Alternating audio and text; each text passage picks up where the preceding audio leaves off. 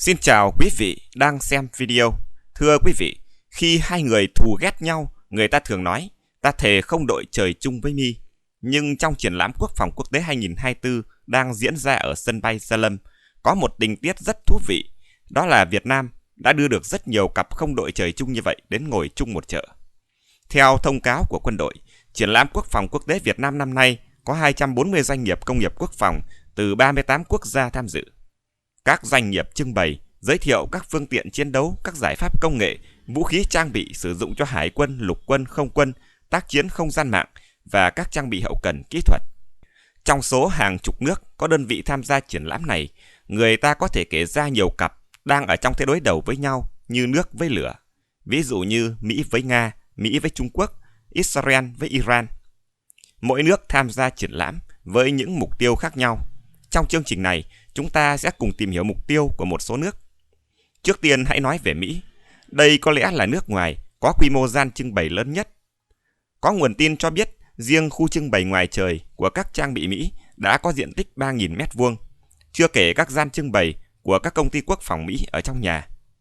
Lần này Mỹ mang tới Việt Nam một máy bay vận tải C-130, 2 máy bay chiến đấu A-10, một khẩu lựu pháo M777 và xe bọc thép Striker. Chiếc máy bay vận tải C-130 trong thời gian qua đã có những đồn đoán rằng Việt Nam đang đàm phán để mua. Mỹ cũng thể hiện sự quan tâm cao với cuộc triển lãm này khi phái đoàn của Mỹ tham dự lễ khai mạc có cả đại sứ và tư lệnh Bộ Tư lệnh Thái Bình Dương Ấn Độ Dương. Đại sứ Mỹ Mark Napper phát biểu, mục tiêu của chúng tôi là bảo đảm rằng Việt Nam có những gì họ cần để bảo vệ lợi ích trên biển, trên mặt đất và trên không gian mạng. Đó là lý do vì sao chúng tôi xuất hiện hùng hậu trong một sự tham dự lịch sử và chưa từng có như thế này, bao gồm cả chính phủ và các công ty tư nhân của Mỹ. Nó phản ánh cam kết của chúng tôi với Việt Nam và khát vọng của Việt Nam. Phía Nga cũng có cả khu trưng bày ngoài trời và các gian hàng trong nhà. Ở khu trưng bày ngoài trời, Nga đã đưa sang một tổ hợp tên lửa chống hạm, một xe chiến đấu bộ binh và một xe bọc thép. Trong đó, tổ hợp chống hạm Rubak ME và xe bọc thép BMP-3 là những thứ lần đầu tiên ra mắt. Ở gian trưng bày trong nhà, Nga cũng lần đầu tiên giới thiệu đạn tuần kích Lancet E nổi tiếng của mình.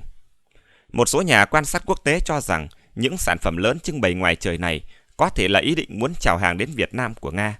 Ví dụ trang tin Defense UA của Ukraine nhận định rằng xe chiến đấu bộ binh BMP-3 của Nga có thể là ứng cử viên để Việt Nam lựa chọn thay thế cho các xe tăng lội nước PT-76 đang biên chế cho lực lượng hải quân đánh bộ. Tổng giám đốc công ty xuất khẩu vũ khí nhà nước Nga Rosoboronexport là Alexander Mikheyev nói với truyền thông rằng hợp tác quân sự và kỹ thuật giữa Nga và Việt Nam là một phần quan trọng trong quan hệ đối tác chiến lược toàn diện giữa hai nước. Ông cũng nói thêm rằng các sản phẩm lần đầu ra mắt của Nga như tên lửa Rubak ME, xe bọc thép Typhoon K và xe chiến đấu bộ binh BMP-3 hoàn toàn phù hợp với yêu cầu của quân đội Việt Nam. Trong chương trình triển lãm này, Rosoboronexport sẽ tổ chức các cuộc họp và đàm phán với đại diện Bộ Quốc phòng Việt Nam và các nước Đông Nam Á khác, cũng như đại diện các doanh nghiệp công nghiệp quan tâm đến hợp tác với Nga trong lĩnh vực quốc phòng. Trường hợp Iran, theo hãng tin IRNA, phái đoàn nước này do chuẩn tướng CS Mehdi Farahi, Thứ trưởng Quốc phòng phụ trách nghiên cứu và công nghiệp dẫn đầu, đã tham dự buổi lễ khai mạc. Hãng tin của Iran này cũng nói rằng sự hiện diện của Iran tại triển lãm này làm nổi bật năng lực công nghiệp quốc phòng tiên tiến của đất nước và sẵn sàng cung cấp các công nghệ quân sự hàng đầu ra thị trường toàn cầu. Triển lãm cũng cung cấp cơ hội cho Iran mở rộng hợp tác quốc tế trong các công nghệ quốc phòng và an ninh. Iran nhắm mục tiêu sử dụng triển lãm này để tăng cường quan hệ quốc phòng với các nước khác và tăng cường chuyển giao công nghệ cũng như tham gia vào các sáng kiến hợp tác. Theo trang tin Army Recognition, trong các sản phẩm mà Iran mang tới dự triển lãm, có mô hình tên lửa đạn đạo BM-300 do họ tự chế tạo, lần đầu tiên được tiết lộ. Hệ thống này được giới thiệu có tầm bắn từ 150 đến 300 km với sai số dưới 35 m và có ưu điểm cả về tầm bắn, sức cơ động và độ chính xác. Trang tin chuyên về quốc phòng này nhận xét rằng việc Iran ra mắt lần đầu tiên tên lửa BM-300 ở Việt Nam cũng làm nổi bật quan hệ quốc phòng đang phát triển giữa Iran và Việt Nam. Quan hệ này có gốc rễ từ sự chia sẻ kinh nghiệm lịch sử trong đấu tranh chống can thiệp của nước ngoài và mối quan tâm chung về tự chủ trong năng lực quân sự. Trong những năm qua, Việt Nam và Iran đã tích cực tìm cách để đa dạng hóa quan hệ quốc phòng của mình nhằm giảm phụ thuộc vào các nước lớn và củng cố hợp tác công nghệ. Trao đổi ngoại giao và các thăm viếng cấp cao của các quan chức quốc phòng hai nước đã mở đường cho hợp tác trong huấn luyện, chuyển giao công nghệ và trao đổi chuyên môn. Việc Việt Nam làm chủ nhà cho sự ra mắt của tên lửa BM300 củng cố thêm sự sẵn sàng của Việt Nam để hợp tác với đối tác quốc phòng phi phương Tây này, đặc biệt là người đó có khả năng cung cấp các giải pháp tốt với chi phí thấp.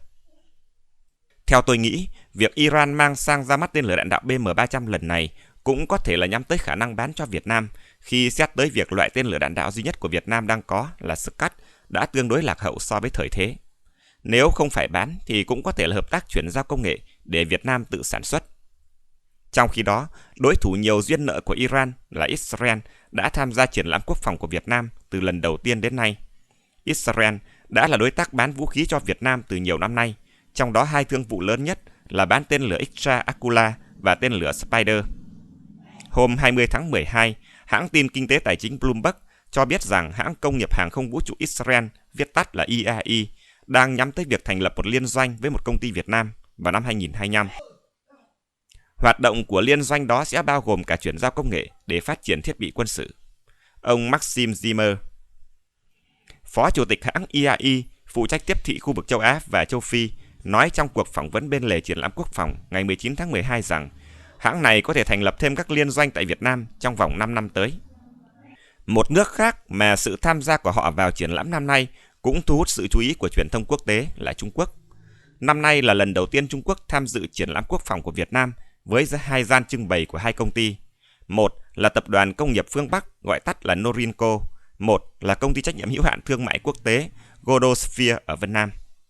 Gian trưng bày của Norinco giới thiệu một số mô hình thiết bị hạng nặng như xe tăng chiến đấu chủ lực, xe chiến đấu bộ binh, các máy bay không người lái. Còn gian trưng bày của Godosphere thì giới thiệu các thiết bị chống UAV, máy ảnh nhiệt, các thiết bị ghi âm. Sự tham gia của doanh nghiệp quốc phòng Trung Quốc ở triển lãm quốc phòng lần này của Việt Nam diễn ra trong bối cảnh quan hệ hai nước trong thời gian qua phát triển khá tốt. Đặc biệt là trong cuộc gặp Bộ trưởng Quốc phòng Trung Quốc Động Quân tại giao lưu biên giới Việt Trung ở Lào Cai, lần đầu tiên hai bên nói đến khái niệm thương mại quốc phòng trong thông cáo báo chí. Điều đó ngụ ý mở đường cho mua bán thiết bị quốc phòng hoặc là hợp tác trong kỹ thuật quân sự. Ngoài các nước nổi bật vừa kể trên, triển lãm năm nay của Việt Nam còn thu hút nhiều công ty từ các nền quốc phòng lớn khác như Anh, Pháp, Nhật, Hàn, Thổ Nhĩ Kỳ, Ấn Độ. Trang turkeytoday.com khi đưa tin về sự tham gia của Thổ Nhĩ Kỳ vào triển lãm của Việt Nam đã đánh giá sự kiện này là một trong những triển lãm thương mại quân sự hàng đầu châu Á, sẽ cung cấp một nền tảng cho công ty Sarishima quảng cáo các sản phẩm hàng đầu của mình với khán giả toàn cầu. Các sản phẩm chính mà Thổ Nhĩ Kỳ mang đến là súng trường bộ binh SAR-56, súng máy SAR-762MT và SAR-127MT, cùng Sabot là một sản phẩm chó robot vũ trang đầu tiên của Thổ Nhĩ Kỳ. Trang tin này cũng nêu nhận định rằng việc trưng bày của công ty Sarishima không chỉ là về vũ khí mà còn để củng cố vai trò của Thổ Nhĩ Kỳ như một trung tâm công nghệ trong lĩnh vực quốc phòng. Khi các nhu cầu quân sự tiến hóa, các sản phẩm như Sabot và các hệ thống vũ khí điều khiển từ xa của công ty tiêu biểu cho cách tiếp cận đi trước với các thách thức an ninh hiện đại. Triển lãm cũng được kỳ vọng mở ra những cộng tác mới trong khu vực này và củng cố vị trí của công ty Sarishima như một lãnh đạo toàn cầu trong công nghiệp quốc phòng.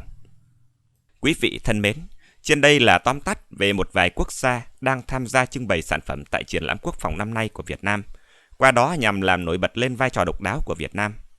Trong khi tôi đang viết bài này và tìm kiếm tư liệu, thì cũng thấy báo Quân đội Nhân dân của ta có bài phỏng vấn ông Jason Lee, Tổng Giám đốc Tập đoàn Lick Poongsan Protech của Hàn Quốc. Công ty này cũng là lần đầu tiên tham dự triển lãm với sản phẩm đinh là động cơ đẩy tên lửa sử dụng nhựa nhiệt dẻo. Ông Jason Lee cũng đã chia sẻ một cảm nhận tương tự như ý tưởng viết bài này của tôi. Ông nói, đây là nơi bạn có thể bắt gặp các gian hàng trưng bày của các công ty từ Mỹ, Anh, Trung Quốc, Nga, Israel, Iran, vân vân. Ở đâu đó vẫn có những quốc gia đang đối đầu bất đồng với nhau, song tất cả đều có mặt ở đây trong một bầu không khí hòa bình hữu nghị, có cơ hội kết nối hợp tác cùng nhau. Điều đó đặc biệt cho thấy vai trò gắn kết quốc tế của Việt Nam. Thưa quý vị, ý của vị CEO Jason Lee cũng là một điều mà chúng ta có thể tự hào ở thời điểm này. Nhưng cũng có một điều khác mà chúng ta cần cảnh giác. Đó là khi tất cả các công ty quốc phòng hàng đầu đều muốn đến đây để bán vũ khí cho ta hoặc là các nước xung quanh ta. Nhưng sản phẩm quốc phòng phần lớn đều để gây ra chết chóc, và công ty sản xuất vũ khí thì luôn luôn muốn có chiến tranh để sản phẩm của họ tiêu thụ tốt. Không nên đánh giá thấp khả năng giới buôn vũ khí quốc tế liên kết với nhau để tạo ra chiến tranh xung đột trong một khu vực nhằm thúc đẩy việc kinh doanh. Cảm ơn quý vị đã quan tâm theo dõi. Xin chào tạm biệt và hẹn gặp lại.